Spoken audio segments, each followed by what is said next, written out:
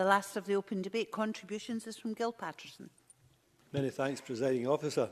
It is indeed a pleasure to be involved in this very important debate, which will result in the introduction of sensible modifications to the existing UK legislation as they apply to Scotland.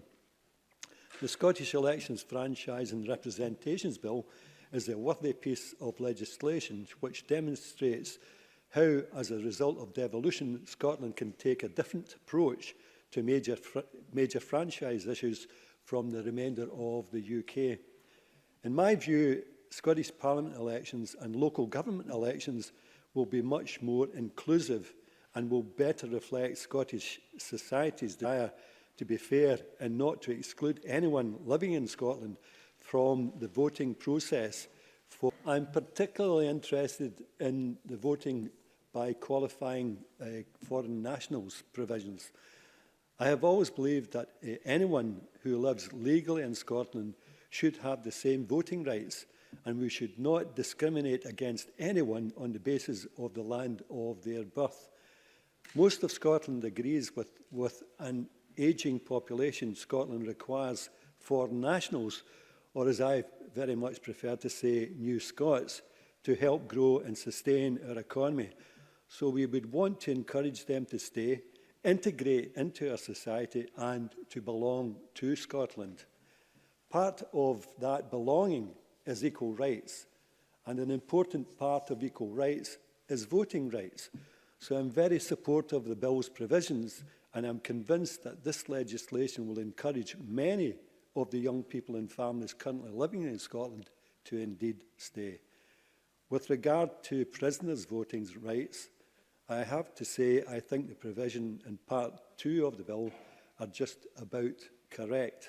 And again, we will demonstrate our difference to the rest of the UK, in my view, who by providing a blanket ban on prisoners' voting rights have breached the European Convention of Human Rights, which was ruled unlawful by the European Court of Human Rights. This is unacceptable position. This unacceptable position will be put right in Scotland by this legislation, providing voting rights for prisoners who have sentences. Yes, certainly. Liam Kerr. Does the member not accept that it could be put right, as he puts it, by having the same temporary release qualification rather than the 12 months voting, as they have down south?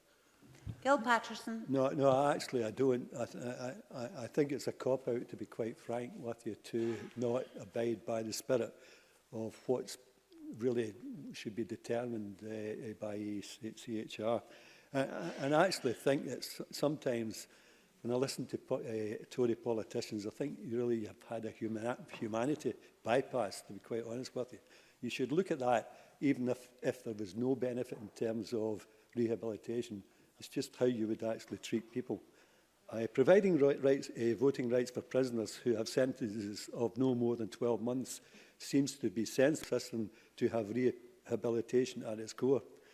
Additionally, most prisoners with short sentences are there because of fairly low-level crimes, and to extend the franchise to them will have the effect of including them in the mainstream society.